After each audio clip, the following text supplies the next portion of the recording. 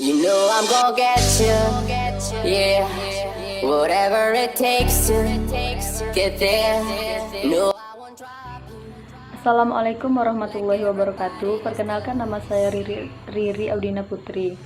Baiklah, pada video kali ini saya akan membuat materi tentang pengenalan probit, perbedaan probit dan juga logit, pengujian model dan juga interpretasi koefisien regresi model probit. See all the choices I've only got a few. Either you're coming with me or I'm coming with you. 'Cause I finally found you. You never have to worry if what I say is true. Girl, I've been looking for you, and when I saw you I knew that I finally found you.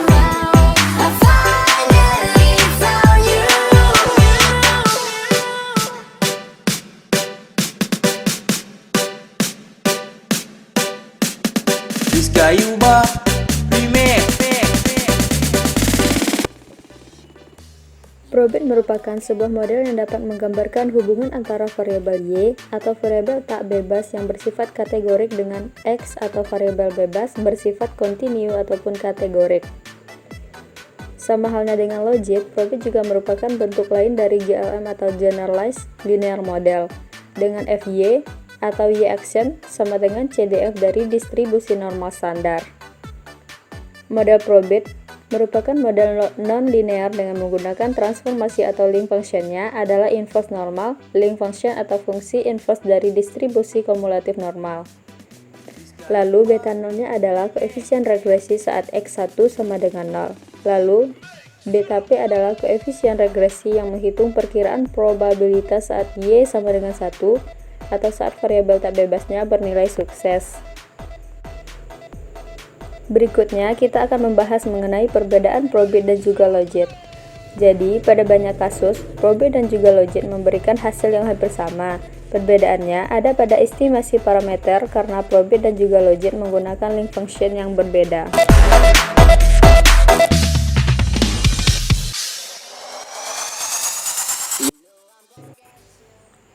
Ada beberapa uji yang harus dilakukan terlebih dahulu untuk mendapatkan model probit yang terbaik. Yang pertama, ada uji signifikansi parameter secara simultan. Yang kedua, ada uji signifikansi parameter secara parsial. Dan yang ketiga yaitu goodness of fit test.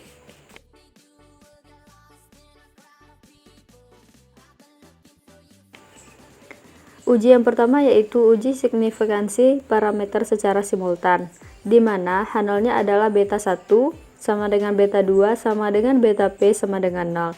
Dan H1-nya adalah paling tidak ada satu beta P tidak sama dengan 0, atau paling tidak ada satu variabel bebas yang mempengaruhi variabel tak bebasnya secara signifikan.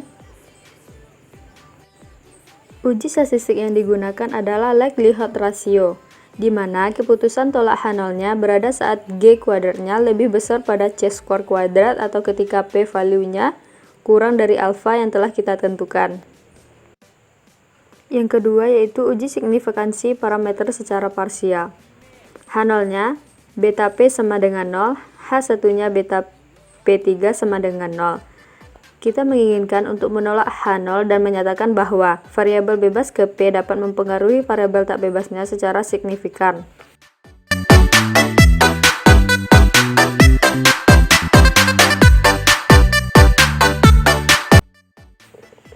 Berikutnya yaitu uji goodness of fit test atau uji kecocokan model, di mana H0-nya adalah model sudah sesuai dengan data atau model cocok untuk menjelaskan variabel tak bebasnya.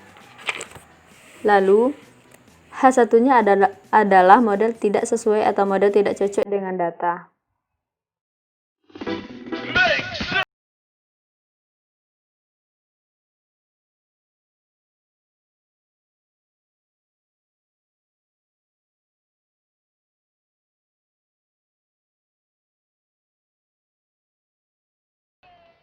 Pada kali ini kita akan mengolah data yang sudah disajikan di aplikasi Stata. Karena data di Stata belum ada, kita bisa mengambilnya di website Stata Ucla.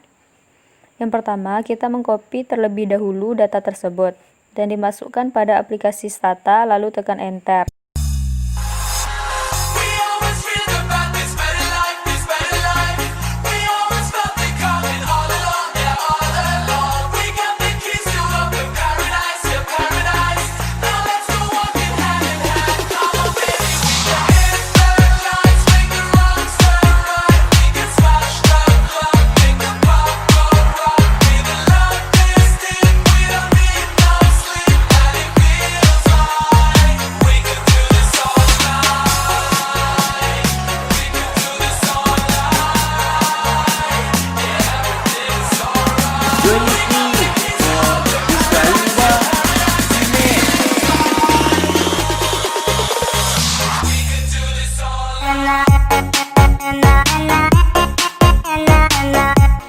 Nanti akan muncul data yang telah kita sajikan.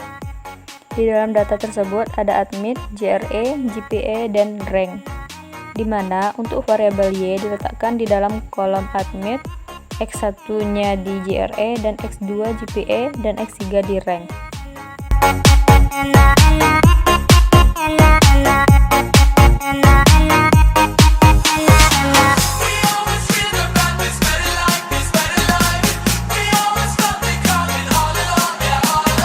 Join with me for Rizkayuba Remix.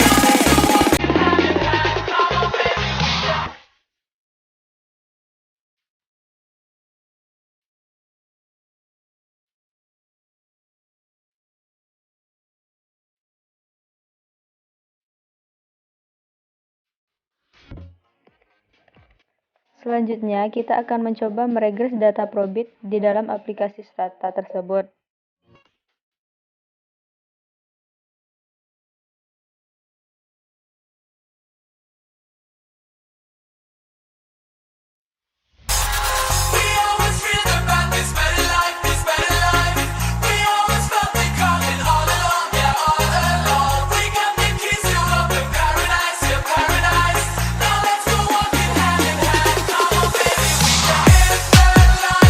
Dengan memasukkan di kolom komen tulisan probit dan memasukkan data admit, lalu input data GRE, GPA, lalu tulis 1 titik dan masukkan rank.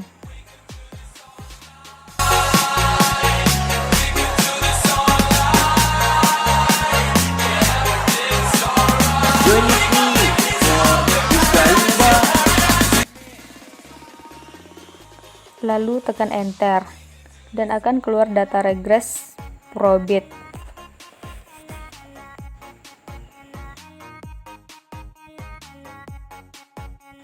Dalam output yang sudah terregresi, pertama kita melihat log literasi yang menunjukkan seberapa cepat terkonvergensi kemungkinan log dapat digunakan. Hasil kemungkinan C-score 41,56 dengan nilai P0,001 memberitahu bahwa model secara keseluruhan signifikan secara statistik. Artinya, cocok secara signifikan lebih baik daripada model tanpa prediktor, dan kita lihat koefisien kesalahannya statistik nilai P terkait dari interval kepercayaan 95% dari koefisien, baik variabel GPA, GRE, dan ketiga indikator untuk peringkat secara statistik signifikan.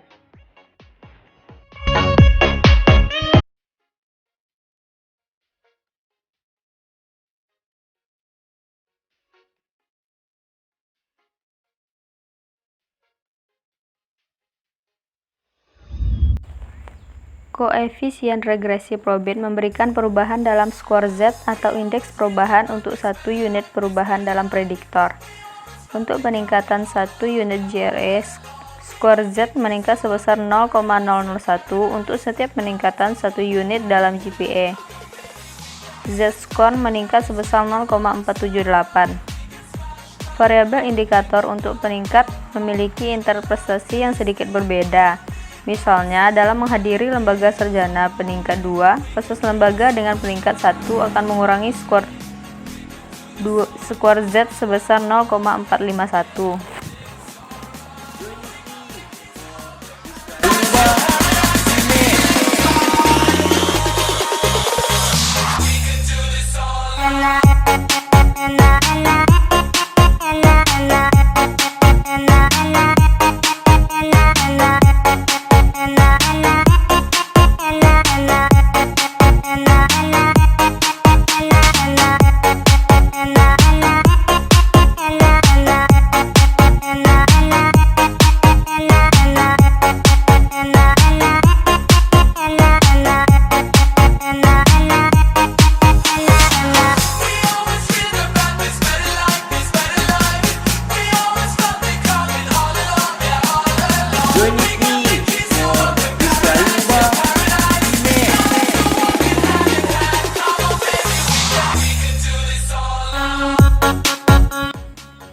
Kita juga bisa menguji hipotesis tambahan tentang perbedaan koefisien untuk berbagai tingkat peringkat. Di bawah ini kita akan menguji koefisien untuk peningkat 2 sama dengan koefisien untuk peningkat 3. Dengan cara tes 2 titik red sama dengan 3 rank lalu enter, maka akan keluar kolom seperti ini.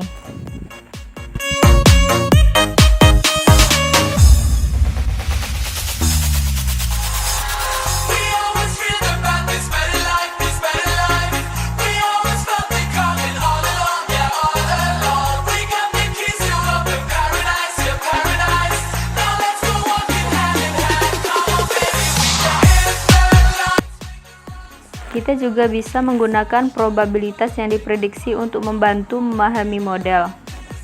Kita dapat menghitung probabilitas yang diprediksi menggunakan perintah margin.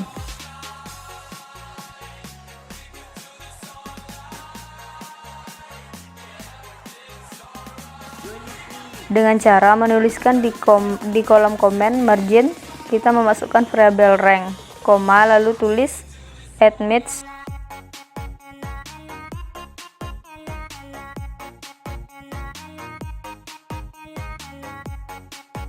lalu enter. Nanti akan keluar tabel seperti ini. Dalam output yang sudah ada ditunjukkan di dalam SATA yang sudah kita enter tadi, kita bisa melihat bahwa probabilitas yang diprediksi untuk diterima dalam program pasca sarjana adalah 0,52. Untuk institusi sarjana prestis tertinggi atau peningkat 1 dan 0,19 untuk lembaga peningkat terendah.